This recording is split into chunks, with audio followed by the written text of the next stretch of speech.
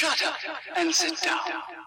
तो चलिए आइए अब हम लोग पढ़ते हैं 22.4 बायोस्फीयर एंड सोशियोस्फीयर के बारे में।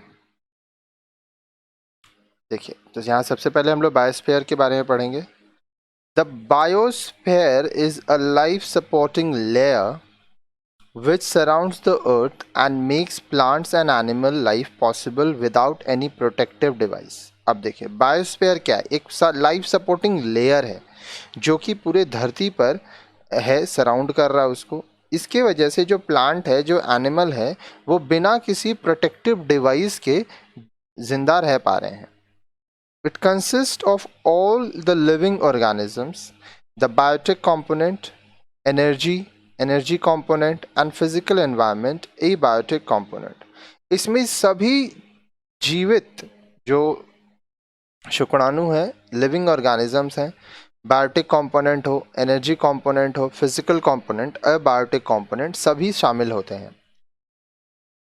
There are continuous interactions between living organisms and the physical environment and also among the living organisms themselves। अब देखिए, जो भी लिविंग ऑर्गेनिजम्स है उनका और जो फिजिकल एनवायरनमेंट है, वातावरण है, उनके बीच कंटिन्यूअस इंटरेक्शंस होता रहता है और जो लिविंग ऑर्गेनिजम्स हैं उनका आपस में भी इंटरेक्शंस होता रहता है। The average life thickness of the biosphere और life supporting layer consist of air, water, soil and rock is about 30 kilometre. अब देखिए, जो एवरेज थिकनेस है बायोस्फीयर का, या हम लोग जिसको लाइफ सपोर्टिंग लेयर कहते हैं, जिसमें एयर है, वाटर है, सॉयल है, रॉक है, वो लगभग 30 किलोमीटर का होता है। The upper limit of the biosphere is determined by the availability of oxygen, moisture, temperature and air pressure with an increase in height in the atmosphere limits the upper boundary of the biosphere। अब देखिए, upper limit कैसे पता चलता है?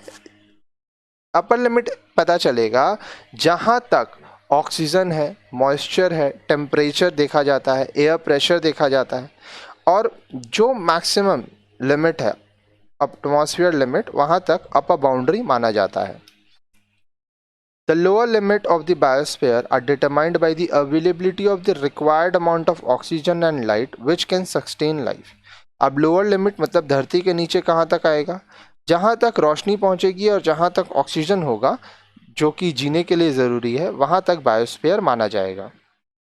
Thus, the depth of the biosphere over the land is unto the depth of the deepest root of the trees or the depth unto which can live the burrowing organisms or the depth at which lie the parent bedrocks। The biosphere extends to greater depth in oceans।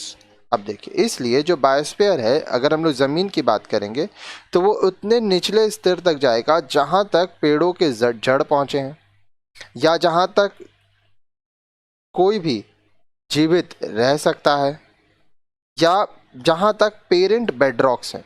Biosphere oceans में बहुत गहरे होते हैं। The existence of life has been detected up unto a depth of 9,000 meters in the deep oceanic trenches and deep sea plains। अब देखिए, जो बहुत ही गहरे समुद्र होते हैं, ठीक है, डीप ओशनिक ट्रेंचेस जो हैं, डीप सी प्लेन्स हैं, वहाँ पर लगभग 9,000 मीटर, 9 किलोमीटर तक का डेप्थ देखा गया है बायोस्फीयर का। फिर आता है sociosphere. Man is a social animal with the inbuilt instinct to be with his group. अब देखिए, मनुष्य क्या है? एक सामाजिक जानवर है, ठीक है, वो हमेशा ही लोगों के साथ रहता है, समूह में रहता है। Since man is most communicative, his behavioural concerns relate to his fellow beings. अब देखिए, जो मनुष्य है वो बहुत ज़्यादा बात करता है, ठीक है, इसलिए उसका जो व्यवहार है वह उसके साथ रहने वाले लोगों से मिलाया जाता है। Thus man's attitudes to life and value system are shaped by the size and quality of the group to which he belongs। तो इसलिए जो इंसान का व्यवहार है, उसके जीवन के प्रति उसका जो एटीट्यूड है, उसका जो मूल्य है, ठीक है, वह इस बात पर निर्भर करता है कि वो किस तरह के समूह में रह रहा है, उस समूह का क्वालिटी क्या है, ठीक है। आगे देखिए, groups of people living together on a certain territory form a community. अब देखिए, एक क्षेत्र में जो लोग रहते हैं वो वहाँ पर साथ मिलकर एक समुदाय बनाते हैं। It comprises a composition of species, a characteristics of food network and an energy flow pathway। अब देखिए, वहाँ पे एक तरह के स्पीसीज रहते हैं, लोग रहते हैं, उनका अपना एक खाने का तरीका होता है, उनका एक ऊर्जा होता है, एनर्जी होता है। कम्युनिटीज दस form the living components of the ecosystem. तो जो समुदाय हैं वो क्या करते हैं, वो एक इकोसिस्टम बनाते हैं जहाँ पे लोग रहते हैं। Over time, species in each community carve out a special place for themselves। वक्त के साथ हर एक समुदाय में जो स्पीसीज हैं वो अपने लिए एक बेहतर जगह बनाते हैं। Community is not stable but dynamic, changing regularly over time and space। अब जो कम्युनिटी है वो स्थायी नहीं होते हैं, वो डायनेमिक है, बदलते रहते हैं, समुदाय बदलते रहते हैं और वो वक्त के साथ, समय के साथ, जगह के साथ वो बदल जाते हैं।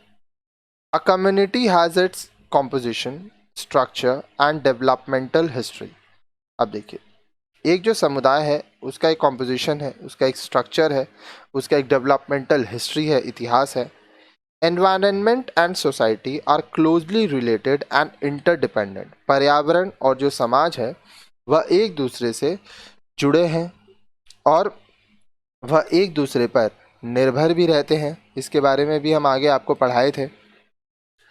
Different social groups and social structures like industrial, agricultural, political, cultural, religious and aesthetics etc. have evolved and developed during various stages of development of human civilization, and these social structures represent man's accumulated cultural resources primarily based on the natural environment। अब देखिए, अलग अलग जो सामाजिक समूह होते हैं, जो सामाजिक संरचनाएं होती हैं, स्ट्रक्चर्स होती हैं, जैसे इंडस्ट्री हुआ, agricultural, political, cultural, religious, aesthetic, ये बदले हैं, इवॉल्व हुए हैं, इनमें विकास हुआ है वक्त के साथ। अलग अलग चरण में जो मानव समाज है, जो ह्यूमन सिविलाइजेशन है, उसका विकास होता गया, सोशल स्ट्रक्चर बदलता चला गया, ठीक है। और ये सब हम लोग जो कर रहे हैं वो कल्चरल रिसोर्सेज जो है उसको इकट्ठा करते हैं और ये सब हमारे प्राकृतिक पर्यावरण पर आधारित होता है। The environment has been changing over some time due to. अब जो पर्यावरण है वो वक्त के साथ बदल रहा है क्योंकि variations in climate and physiographic factor. देखिए, मौसम बदल रहा है, फिजियोग्राफिक फैक्टर्स बदल रहे हैं। The activities of the species of the communities themself. अब जो समुदाय हैं उनमें रहने वाले जो स्पीसीज हैं उनके प्रतिक्रियाओं की वजह से ये बदल रहा है। आगे देखिए, these influences bring about a marked change in the dominance of the existing community. अब ये जो प्रभाव पड़ रहा है, ठीक है, इसकी वजह से क्या हो रहा है, एक मार्क्ड चेंज है, ठीक है, जो हमारा एग्जिस्टिंग कम्युनिटी है उसमें बदलाव देखा जाता है। Human behavior has been known by its characteristics, social organizations, social processes, economy, and culture depend upon the geographical environment। मानव का जो व्यवहार है वह उसकी विशेषताओं, उसके सामाजिक जो संस्थाएं हैं, समाज में वो क्या क्या कर रहा है, उसकी आर्थिक स्थिति क्या है, संस्कृति क्या है, ठीक है, ये उसके भौगोलिक पर्यावरण पर निर्भर करता है। Density and distribution of population, social differentiation, cultural variations, the character of economic, political, social, religious organizations, and all social phenomena contribute to the making of the sociosphere। अब देखिए, जनसंख्या कितना है, किधर किस हिसाब से जनसंख्या बटी हुई है, समाज में डिफ्रेंसिएशन कैसे है, अंतर कैसे है, कल्चरल वेरिएशंस कैसा है, फिर जो हमारा अर्थव्यवस्था है उसकी विशेषता क्या है, राजनीतिक तौर पर, सामाजिक तौर पर, धार्मिक हमारी संस्थाएं क्या हैं, और जितने भी सामाजिक वर्ग हैं वो किस तरह से योगदान दे रहे हैं, उससे बनता है हमारा सोशियोस्फेयर। ठीक है। अब जो हमारा नेक्स्ट वीडियो होगा उसमें हम लोग पढ़ेंगे effects of environment on human society.